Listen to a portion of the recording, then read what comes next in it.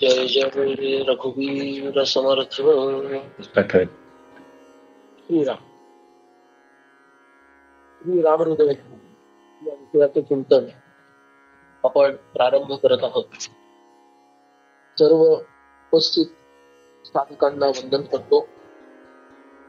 या माध्यमातून आपल्याला सत्संग घ्यायचा होता, परंतु भरपूर प्रमाणामध्ये प्रतिसाद मिळाल्यामुळं त्या ठिकाणी त्या प्लॅटफॉर्मवरती आपल्याला सर्वांना सहभागी करून घेता येत नव्हतं. म्हणून आपण श्री राम हृदय हा 56 श्लोकांचा एक समुच्चय आहे की ज्याच्यामध्ये उमा महेश्वर संवाद, त्या संवादाच्या अंतर्गत भगवान श्री रामचंद्रांचं महात्म्य, सीता माता हनुमंतांना जो उपदेश करतात तो उपदेश, आणि प्रत्यक्ष भगवान श्री रामचंद्र मी नेमका कोण आहे याचा उपदेश करतात. तो उपदेश घेऊन पुन्हा रामरायांनी आपलं निर्गत अत्यंत दिव्य असं आपलं स्वरूप, अत्यंत गोपनीय गुह्य असं स्वरूप हे हनुमंतांना सांगितलं.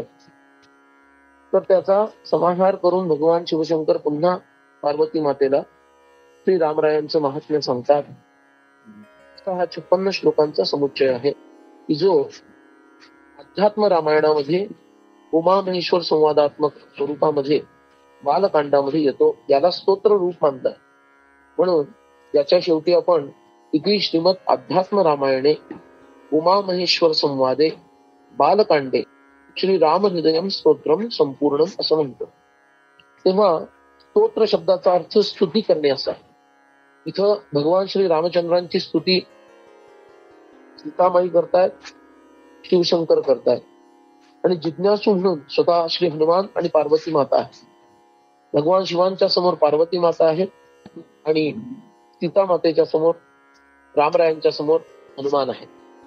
तर हा अद्भुत संवाद जाणून घेण्याचा प्रयत्न करूया. आणि भगवंताचं दिव्य स्वरूप कसं आहे, तो नेमका कसा आहे. श्री रामच सगळ्यांचं हृदय आहे या अर्थानंही राम हृदय, आणि रामरायांचं काय हृदय आहे म्हणजे रामरायांचं गुप्त गुह्य असं काय आहे ज्ञान, त्याही अर्थानं श्री राम हृदय असा भावार्थ घेऊन या श्लोकाचा, या स्तोत्राचा आपण चिंतन करणार आहोत. त्यातील पहिला श्लोक आपण विचारात घेऊ, जो तुमच्या पटावर समोर स्क्रीनवर आहे. यः पृथ्वी भरवारणाय दिविजैः सम्प्रार्थितश्चिन्मयः संजातः पृथिवीतले रविकुले माया मनुष्योऽव्ययः निश्चक्रं हतराक्षसः पुनरगात् ब्रह्मत्वमाद्यं स्थिरां कीर्तिं पापहरां विधाय जगतां तं जानकीशं भजे. अशा प्रकारे हा पहिला श्लोक, अत्यंत अद्भुत असा श्लोक, त्याचं चिंतन थोडक्यात करूया. श्री रामरायांबद्दल इथं स्तुती केली गेलेली आहे. यः पृथ्वी भरवारणाय दिविजैः सम्प्रार्थितश्चिन्मयः. चिन्मय शब्दाचा अर्थ जो चित स्वरूप आहे. इथं भगवंताचं जे सच्चिदानंद रूप आहे त्यातील सत आणि आनंद याला अंतर्निहित मानून चित स्वरूप असं मानावं. मुळात चिन्मय शब्दाचा अर्थ जो चैतन्यानं युक्त आहे तो चिन्मय. स्तर कसे आहे, ही जी सृष्टी आहे ती चिदाश्रित आहे, पण जेव्हा चित आश्रित याचा अर्थ चैतन्याचा आश्रय जिला आहे अशी ती सृष्टी आहे. पण पुढे जाऊन ध्यानधारणेच्या अभ्यासानं आपण जेव्हा पुढे जातो त्यावेळेला तीच सृष्टी आपल्याला चिदविलासिनी वाटायला लागते. म्हणजे चैतन्याचाच विलास सगळा सर्वत्र पसरलेला आहे अशी ती चिदविलासिनी सृष्टी हे जगत. पण चिदविलास आहे एवढाच विचार कुंठित न राहता अजून जेव्हा चिंतन वाढत जातं तेव्हा योगीजनांना ती चिद्विवर्त रूपिणी दिसते. चिद्विवर्त याचा अर्थ ज्ञानामध्येच आभास निर्माण होऊन ज्ञानाहून भिन्न असणारी सृष्टी वाटणं, त्याला चिद्विवर्त असं म्हणतो. चिद्विवर्त म्हणजे विवर्त शब्दाचा अर्थ गोवरा. जिथं त्या चिदवर विवर्त उत्पन्न झाला, त्या चैतन्यावर, त्या ज्ञानावर विवर्त उत्पन्न झाला आणि त्याच्यातून ती वेगळीच काहीतरी चैतन्यापेक्षा भिन्न अशी भासायला लागली. पण त्याच्याहून अधिक सूक्ष्मतेमध्ये जेव्हा आपण प्रवेश करतो त्यावेळेला तीच सृष्टी चिन्मयी सृष्टी दिसायला लागते, जे भगवंताचं स्वरूप या ठिकाणी वर्णन केलेलं. म्हणजे मुळात ती सृष्टी चिन्मयी आहे. चिन्मय म्हणजे काय? जसं अमुक अमुक व्यक्ती आनंदमय आहे असं वाटतं. म्हणजे काय? आनंदाने भरले.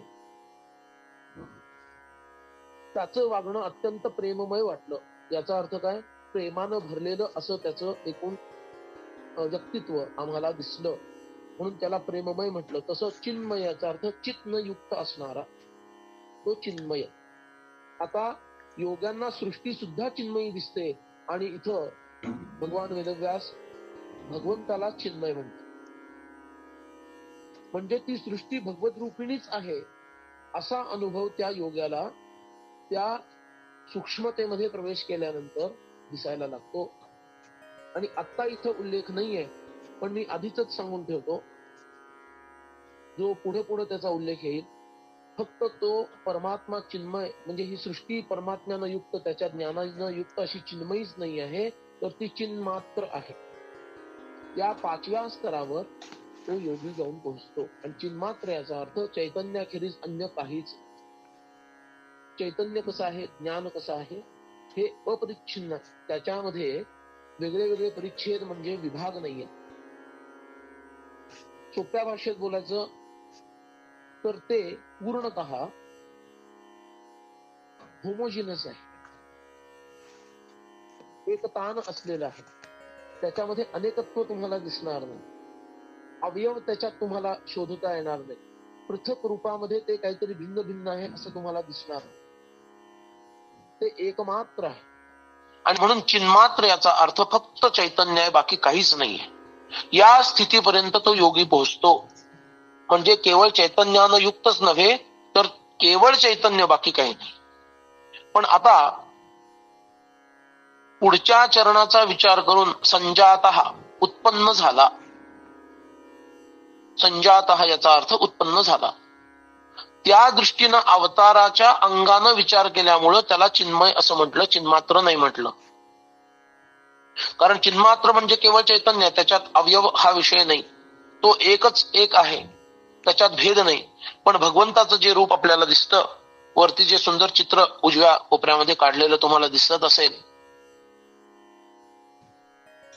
त्याच्यामध्ये भगवंताचे दोन्ही हात दिसत आहेत, तो धनुष्य दिसतोय, पाठीला बाणाचा भाता आणि त्यामध्ये असणारे बाण दिसत आहेत, भगवंताचं सुंदर असं मुखकमल, त्याच्यावरचे आखीव रेखीव सर्व अवयव, मस्तक, त्याच्यावर असणारा किरीट, हे सर्व दिसतंय. म्हणजे अवयवयुक्त दिसतंय, भेदयुक्त दिसतंय, म्हणून त्याला चिन्मय असं म्हटलं. तो जेव्हा ब्रह्मरूपामध्ये असतो तेव्हा त्याला चिन्मात्र असं म्हटलं जातं. पण इथं संजातः म्हणजे उत्पन्न झाला, या अर्थानं त्याला चिन्मय असं म्हटलेलं आहे. हे लक्षात घ्यायला पाहिजे. संजातःचा विचार आपण नंतर करूया. आधी पहिल्या चरणाचा विचार करू की तो परमात्मा कसा आहे, चैतन्यानं युक्त आहे, तो संप्रार्थितः, त्याला प्रार्थना केली गेली. त्या अच्युत अनंत परमात्म्याला, श्री विष्णूंना प्रार्थना केली गेली. आणि प्रार्थना कशी केली गेली? प्रार्थितः नाहीये, संप्रार्थितः. याचा अर्थ एकत्रित येऊन प्रार्थना केली गेली. सर्वजण एकत्रित आले आणि त्या चिन्मय परमात्म्याला प्रार्थना केली. पण कुणी केली? दिविजयीही. दिविजाताः दिविजाः. दिवी म्हणजे स्वर्गामध्ये, द्युलोक ज्याला म्हणतात, त्या स्वर्गामध्ये जे उत्पन्न झाले म्हणजेच देवता, इंद्रादिक सर्व देवता इतकंच नव्हे तर भगवान ब्रह्मदेव सुद्धा त्यामध्ये सम्मिलित आहेत. या सर्वांनी मिळून एकत्रित येऊन त्या चिन्मय परमात्म्याला संप्रार्थित त्याची प्रार्थना केली. कशासाठी प्रार्थना केली? यः पृथ्वी भरवारणाय, पृथ्वीवर जो काही पापाचा भार वाढलेला आहे त्या पापाचा भार निवारण करण्यासाठी, वारणाय म्हणजे निवारण करण्यासाठी, यः दिविजैः संप्रार्थितः चिन्मयः, सर्व देवांनी एकत्र येऊन त्या चिन्मय परमात्म्याला प्रार्थना केली. तो यः सहा संजातः, संजातः पृथ्वीतले रविकुले माया मनुष्योऽव्ययः. संजातः याचा अर्थ उत्पन्न झाल्यासारखा वाटतो. जे उत्पन्न होतं ते नष्ट होतं, म्हणून इथं संजातः शब्दाचा जसाच्या तसा अर्थ न घेता संजातः इव असा अर्थ घ्यावा. संजातः इव म्हणजे जणू काही जन्मल्यासारखा दिसतो. कारण जातस्य हि ध्रुवो मृत्युः असं भगवद्गीता सांगते. जो जन्माला आला तो एक दिवस मरणार म्हणजे मरणार, हे पक्क. पण जो चिन्मय आहे, चैतन्य स्वरूप स्वतः आहे की जे कधीच नष्ट होत नाही,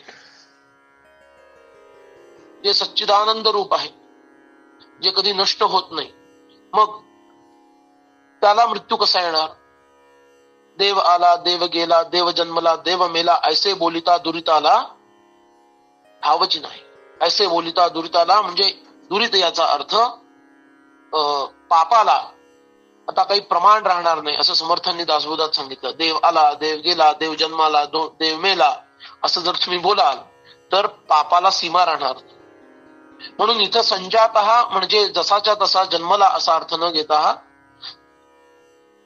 संजातः इव जणू काही जन्माला आला अशी भावना करावी. कुठं? पृथ्वी तले, या पृथ्वी तलावर रविकुले, रविकुलामध्ये, ज्या रविकुलामध्ये दशरथ महाराज राज्य करत होते त्या रविकुलामध्ये या पृथ्वी तलावर तो चिन्मय परमात्मा जन्मल्यासारखा म्हणजे आविर्भूत झाला, हा त्याचा अर्थ घ्यायचा. ज्याला आविर्भाव आहे त्याला तिरोभाव आहे आणि ज्याला जन्म आहे त्याला मृत्यू आहे. त्यामुळं जन्म आणि मृत्यू असा विचार न करता इथं संजाता शब्दाचा अर्थ आविर्भूत झाला असा घ्यायचा. संजातः पृथ्वीतले रविकुले, या दिव्य अशा रविकुलामध्ये, इक्ष्वाकु वंशामध्ये. रविकुल का? तर भगवान विवस्वान म्हणून विवस्वत मनु यांच्यापासून हे कुळ पुढे आलं. विवस्वत शब्दाचा अर्थ रविकुल असाच आहे. त्यामुळे या रविकुलामध्ये तो अवतीर्ण झाला या पृथ्वी तलावर. पण तो कसा आहे? माया मनुष्यो अव्ययः. अव्यय शब्दाचा अर्थ ज्याचा व्यय कधीही होत नाही, जो कधीही नष्ट होत नाही, ज्याला कोणी मारू शकत नाही, ज्याचा विनाश कधीही होत नाही, जो अखंड स्थिर असतो, त्याच्यामध्ये कमी जास्तपणा कधी येत नाही, असा जो कोणी आहे तो अव्यय आहे. असा हा अव्यय परमात्मा मायावी मनुष्याचं रूप धारण करून प्रकट झाला किंवा अवतीर्ण झाला. माया शब्दाची योजना इतकी छान केलेली आहे या ठिकाणी, कारण परमात्म्याचं अवतरण खूप समजून घेण्यासारखा विषय आहे. परमात्म्याचं अवतरण जे होतं म्हणजे तुमच्या आमच्यासारखा तो देह धारण करतो, पण तो देह तुमच्या आमच्यासारखा मुळात नसतो. म्हणून भगवान वेदव्यासांनी फार छान पद्धतीने सांगितलं, माया मनुष्यो अव्ययः. तो मायेच ची उपाधी धारण करून मनुष्यत्वाला आल्यासारखा भासला. मुळात तो आला नाही तो गेला नाही, नाहीतर मग अव्यय शब्दाला अर्थ राहत नाही. येणं जाणं हे अव्ययाचं काम नाही आहे. अव्यय अधिष्ठानभूत तसाच स्थिर असतो. येणं जाणं हे तुमच्या आमच्यासारख्यांचं काम आहे, की जे जन्माला येतात त्याला षड विकार असतात, ते 6 विकारांना युक्त त्याचं जीवन आहे. असा तो मायावी मनुष्य नाहीये, तो अव्यय आहे. तो आल्यासारखा भासतो आणि परत गेल्यासारखाही भासतो, पण तो येतही नाही आणि जातही नाही. म्हणून जी जी भास निर्माण करते तिला माया असं म्हणतात. आणि त्या मायेच्या योगानं तो परमात्मा स्वतःला मनुष्य रूपामध्ये प्रकट करवतो. काही काळ ती लीला करतो आणि पुन्हा अप्रकट करवतो आणि अव्यक्तामध्ये अदृश्य होतो. म्हणून माया मनुष्य या शब्दाचा अर्थ विचारात घेताना भगवंताच्या अवतरणाचा विचार थोडक्यात बघूया, की भगवान अवतार घेतात म्हणजे काय करतात नेमकं. कुठल्याही गोष्टीला घडण्यासाठी 2 कारणं लागतात. एक कारण आहे निमित्त कारण, त्याला इंग्लिश फिलॉसॉफीमध्ये इन्स्ट्रुमेंटल कॉज असं म्हणतात. आणि दुसरं कारण आहे उपादान कारण, त्याला मटेरियल कॉज असं म्हणतात. म्हणजे एखादा घडा आपण बघितला मातीचा, तर त्याचं उपादान कारण ही माती आहे, पण त्याचं निमित्त कारण काय आहे, तो कुंभार आहे. त्या कुंभाराचं चक्र आहे, तो चक्र फिरवण्यासाठी असणारा दांडा आहे. अग्नी आहे, कारण ते भांड भाजावं लागतं, म्हणजे ते मातीचं भांड भाजावं लागतं म्हणून अग्नी आहे. पाणी आहे, ही सगळी काय आहे, निमित्त कारण आहे. पण मातीच नसेल तर तो मातीचा घडा बनणार कसा. म्हणून या 2 कारणांचा समन्वयातून निर्मिती होते. मग भगवंत जेव्हा अवतार घेतो त्यावेळेला सुद्धा कोणतं निमित्त कारण आणि कोणतं उपादान कारण आहे याचा जर आपण विचार केला तर ज्याला सोपाधिक ब्रह्म असं म्हणतात तोच सच्चिदानंद परमात्मा आहे. निरुपाधिक ब्रह्माला सच्चिदानंदही म्हणता येत नाही, कारण अनिर्वचनीय ब्रह्म उच्चते. ब्रह्म कसं आहे, अनिर्वचनीय, त्याच्याबद्दल काही बोलताच येत नाही.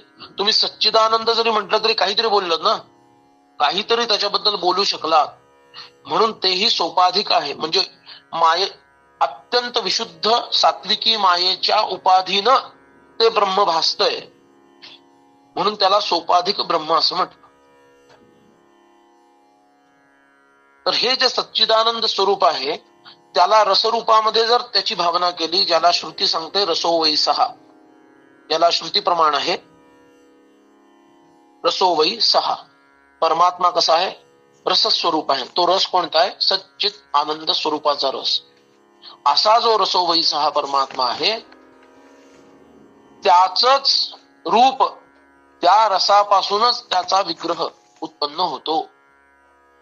म्हणजे तो दिसताना तुमच्या आणि माझ्या देहासारखा दिसतो, पण असताना मात्र तो तुमच्या आणि आमच्या देहासारखा नसतो. का, कारण आयुर्वेद शास्त्रानुसार आपल्या देहामध्ये 7 धातू आहेत.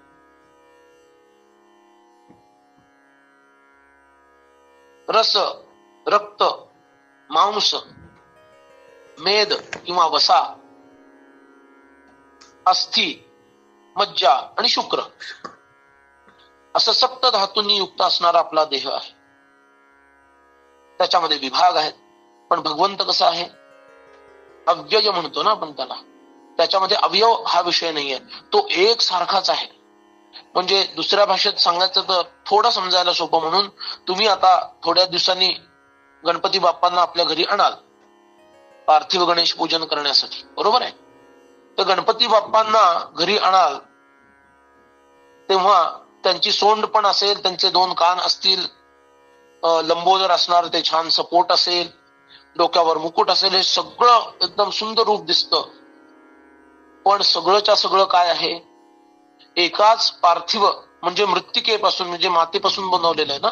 म्हणजे कान पण मातीचाच आहे, सोंड पण मातीचीच आहे, डोळे पण मातीनेच युक्त आहेत, पाय सुद्धा मातीचे आहेत. एवढंच नव्हे, त्याचं आसनही मातीचं आहे, त्याचा सुंदर मुकुटही मातीचा आहे, त्याच्या अंगावरची वस्त्रही मातीचे, जानवं सुद्धा मातीचं आहे, आणि त्या गणपती बाप्पाचं वाहन असणारा उंदीर सुद्धा मातीचाच आहे. हे जसं त्या पार्थिव स्वरूपामध्ये किंवा मग मंदिरामध्ये पाषाणाची मूर्ती असते, कुठं काष्ठाची मूर्ती असेल, कुठं धातूची मूर्ती असेल, तर इथून तिथून एकाच स्वरूपाचा तो श्री विग्रह जसा असतो ना, तसाच या परमात्म्याचा श्री विग्रह हा वेगळ्या वेगळ्या अवयवांनी जरी युक्त दिसत असला तरी सुद्धा तो एकाच सच्चिदानंद रसाचा बनलेला आहे. हे त्याचं जे स्वरूप आहे त्याला उपादान कारण असं म्हटलं. आणि निमित्त कारण कोणतं आहे? आता ब्रह्मस्वरूपामध्ये जो आहे त्याला बनवणारा दुसरा कोण असू शकतो? कोणीच बनवू शकत नाही त्याला, कारण त्याच्या आधी दुसरा कोणी करताच नाहीये. तोच तर सगळ्यात पहिला आहे ना. मग त्याला बनवणारा असा दुसरा कोण आहे, ज्याला निर्माण करणारा असा दुसरा कोण असू शकतो? तोच स्वतः आपल्या दिव्य मायेच्या प्रभावाने तिला निमित्त बनवून स्वतःला रामकृष्णाधिक विग्रहांमध्ये अवतार भूत होऊन प्रकट होतो. म्हणून त्या परमात्म्याच्या अवतरणाचं निमित्त कारण ही स्वतः त्याची असणारी दिव्य अशी परमशुद्ध अशी म्हणवली गेलेली आणि दासबोधाचा जर आधार घ्यायचा असेल तर जिल्हा शारदा असं म्हणतो आपण, ती परमशुद्ध असणारी सात्विकी विशुद्ध माया, ज्याला शुद्ध सत्वात्मिका किंवा विशुद्ध सत्वात्मिका माया असं शास्त्र सांगतं. ती विशुद्ध सत्वात्मिका माया हे त्याच्या अवताराचं निमित्त कारण झालं. निमित्त कारण म्हणजे इन्स्ट्रुमेंटल कॉज. तोच स्वतःला प्रकट करतो आणि याचा खुलासा आपल्याला गीतेतील त्या जगप्रसिद्ध श्लोकामध्ये मिळतो. यदा यदा हि धर्मस्य ग्लानिः भवति भारत अभ्युत्थानं तद अधर्मस्य तदात्म्यानं सृजामि अहम. आत्मानं अहम सृजामी. मी स्वतःलाच उत्पन्न करतो. सृजामी याचा अर्थ उत्पन्न करणे. मी जणू काही स्वतःलाच उत्पन्न करतो. अरे स्वतःलाच स्वतः कसं उत्पन्न करायचं? या विशुद्ध सत्वात्मिका मायेच्या प्रभावानं उत्पन्न करायचं. उत्पन्न करायचं याचा अर्थ उत्पन्न झाल्यासारखं भासवायचं. आविर्भाव आणि तिरोभाव. तो कधी त्याला अज म्हणतात. जो कधी जन्मत नाही तो अज आणि जो कधी मरत नाही तो अमर. म्हणून अजरामर शब्द आपण वापरतो. बरोबर आहे, कारण तो जन्मलाच नाही तर मरणार कधी.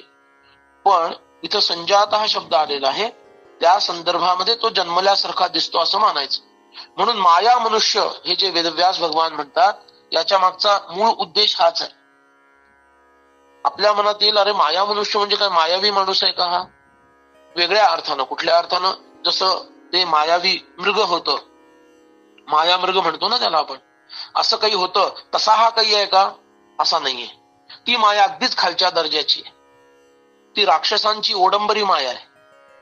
पण ही परमात्म्याची चिदविलासिनी असणारी ल्हादिनी शक्ती ज्याला म्हटलेलं आहे, त्या ल्हादिनी शक्तीच्या प्रभावाने, ल्हादिनी म्हणजे आल्हाद देणारी, जगाला प्रेम देणारी, आनंद देणारी, त्या आपल्या दिव्य शक्तीच्या योगानं तो स्वतःलाच प्रकट करतो असा या दुसऱ्या चरणाचा अर्थ झाला. पण काय केलं मग त्यांनी प्रकट होऊन? निश्चक्रम हतराक्षस पुनरगाद ब्रह्मत्व माध्यम स्थिराम कीर्तीम. आता हा स्थिराम जो आहे, हा स्थिराम स्त्रीलिंगी शब्द आहे. तो पुढच्या चरणातील पहिलं जो शब्द आहे कीर्ती, त्याच्याशी जोडलेला तो स्थिराम आहे. म्हणून त्या स्थिरामला सोडून तेवढाच आपण चरण बघूया. निश्चक्रम हतराक्षस पुनर्गात ब्रह्मत्व माध्यम, एवढं बघूया. काय केलं मग त्यांनी? त्या माया मनुष्यानं म्हणजे त्या अव्यय मुळात असणाऱ्या, चिन्मय असणाऱ्या मुळात त्या परमात्म्यानं मायावी रूप याचा अर्थ आता तुम्हाला कळलं मी काय म्हणतो ते. त्या रूपामध्ये येऊन रविकुलामध्ये प्रकट होऊन काय केलं, कशासाठी हे सगळं केलं? निश्चक्रम हत राक्षस असा, म्हणजे रावणाधिक राक्षसांचं जे परचक्र या पृथ्वीतलावर नांदत होतं आणि त्यामुळे पृथ्वी गांजली होती आणि पृथ्वी भरवारणाय म्हणजे पृथ्वीच्या पापरूपी भाराचं निवारण करण्यासाठी जो भगवान आला, त्याची मूळ कारण इथं लिहिली आहेत. निश्चक्रम हत राक्षस, हा राक्षस हे त्याचं कारण आहे. राक्षसांमुळं पृथ्वीचा पापभार वाढला होता. त्याचं हरण करायचं असेल तर राक्षसांचा विनाश करणं अपरिहार्य असल्यामुळं भगवंतानी सर्व राक्षसांचा विनाश केला. केवळ आणि केवळ एक असा त्यांचा प्रिय मित्र झालेला विभीषण, त्याला जीवदान दिलं. अन्य राक्षसींना जीवदान दिलं. त्यांच्या गर्भात असणाऱ्या अन्य राक्षसांना जीवदान दिलं. पण त्या विभीषणाखेरीज कुठल्याही राक्षसाला भगवंतांनी जिवंत सोडलं नाही. म्हणून निश्चक्रम असा अर्थ दिला गेलेला आहे. म्हणजे राक्षसी सत्ता पूर्ण जमीनदोस्त करून टाकली प्रभूंनी, आणि हे त्यांचं महान कार्य. आपण जर अन्य रामायणांचा संदर्भ घेतला, एक अद्भुत रामायण म्हणून आहे. त्या अद्भुत रामायणामध्ये हा तर दशमुख रावण होता, तो सहस्र रावण होता.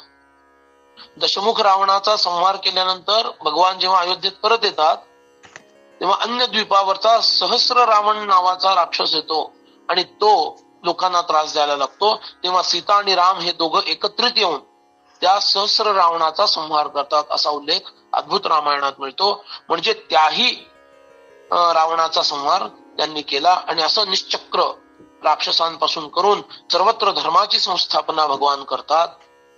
आणि हे केल्यानंतर रामराज्याची स्थापना त्यांना करणं हे त्यांचं एक कर्तव्य होतं.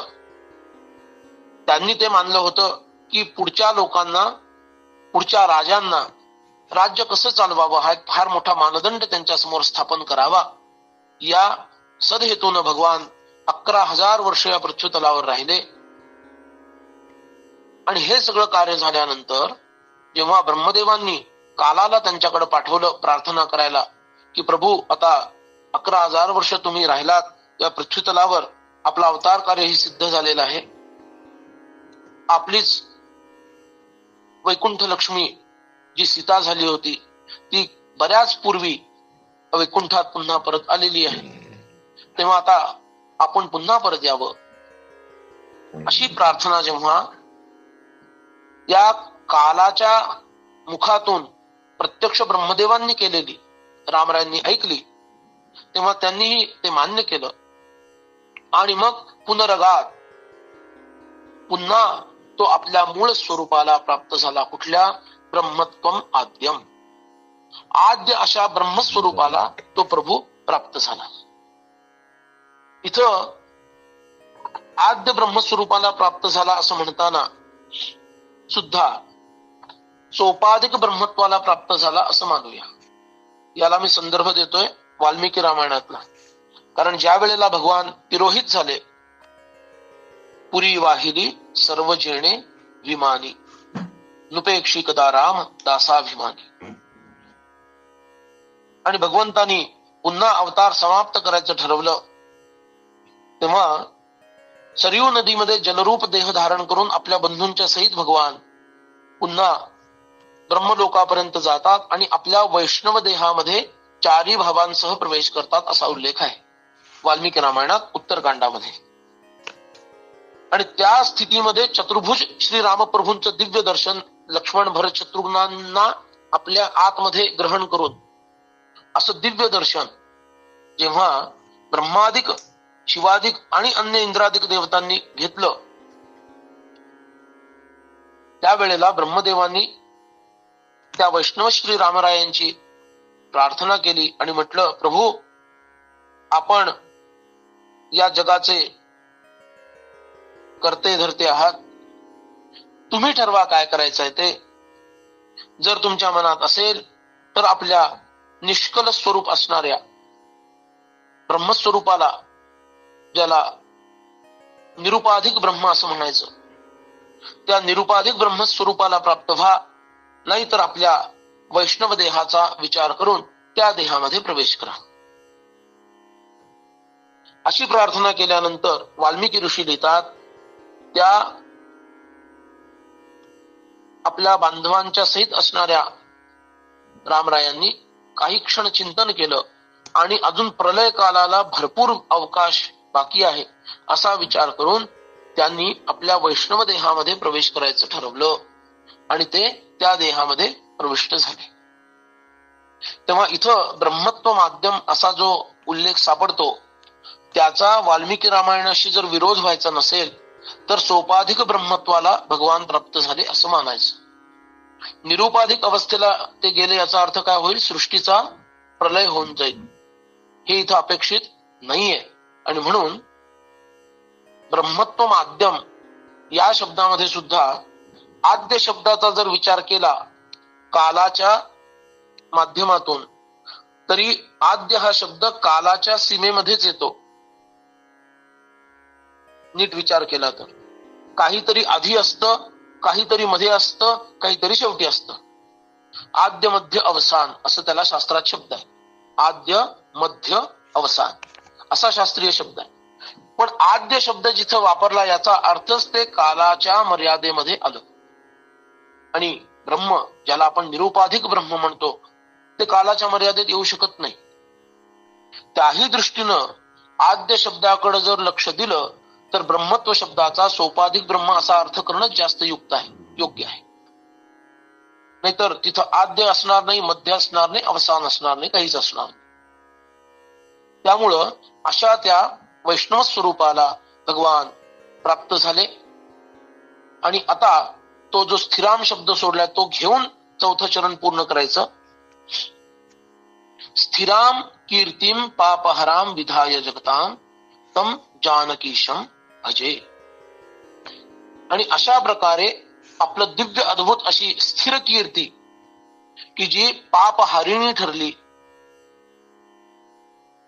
इतकी स्थिर कीर्ती भगवंतानी करून ठेवलेली आहे त्या अवतारामध्ये की त्याची त्रेतायुगापासून आजपर्यंत जी कीर्ती आहे ती नष्ट होत नाहीये दिवसेंदिवस. आणि सर्व पुराणांनी तर नामाच्या माध्यमातून तर भगवंताचं नाव अजरामरच सांगितलेलं आहे. आणि आहेच ते तसं वेदांनीही सांगितलेलं आहे. स्कंद पुराण जसं म्हणतं की कलौ नास्त्येव नास्त्येव नास्त्येव गतिरन्यथा राम नामैव नामैव नामैव मम जीवनम. कलियुगामध्ये दुसरी कोणतीच गती नाही, फक्त राम नाम राम नाम राम नाम हीच एक गती आहे. असं जिथं पुराणांनी सुद्धा त्या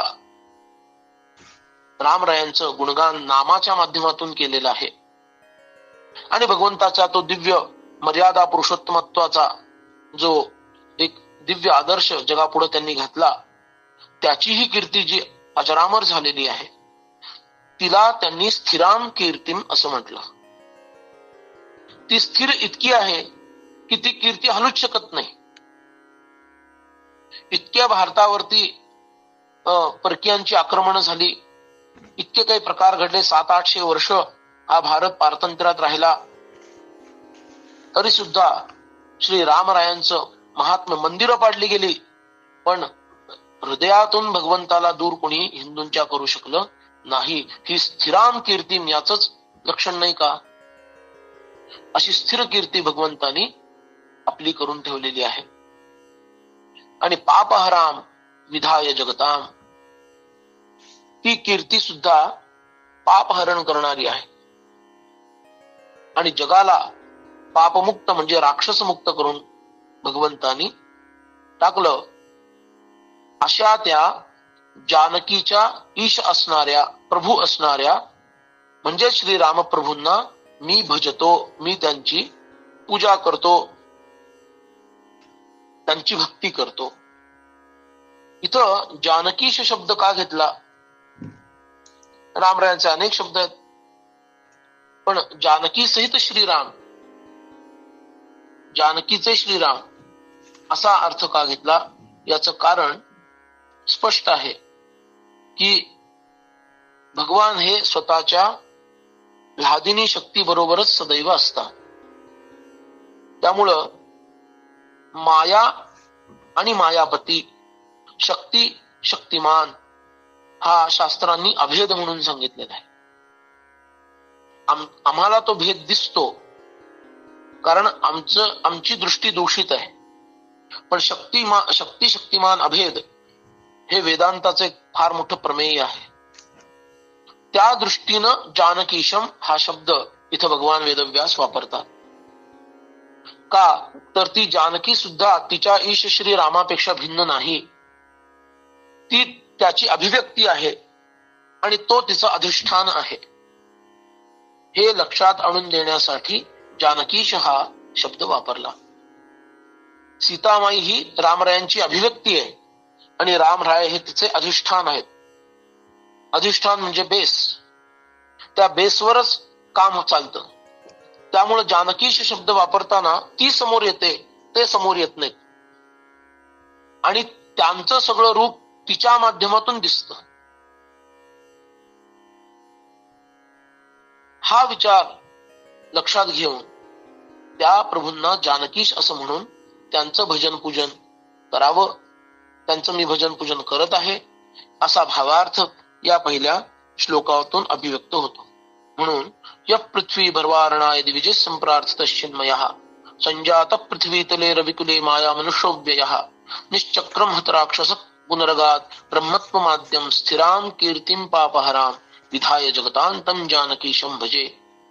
या संपूर्ण श्लोकामध्ये रामरायांनी कसा अवतार ग्रहण केला, कशासाठी ग्रहण केला, माया मनुष्यत्व अव्यय असून सुद्धा कसं प्रकट केलं आणि ते करून राक्षसवध आदिक करून पुन्हा सोपाधिक आपल्या ब्रह्मस्वरूपाला ते कसे प्राप्त झाले आणि त्या अवताराच्या माध्यमातून प्रदीर्घ कीर्ती, स्थिर कीर्ती स्थापन करून ते पुन्हा आपल्या मूळ रूपाला कसे गेले हे सांगून त्याच जानकीच्या ईश श्री रामरायांना मी वंदन करतो.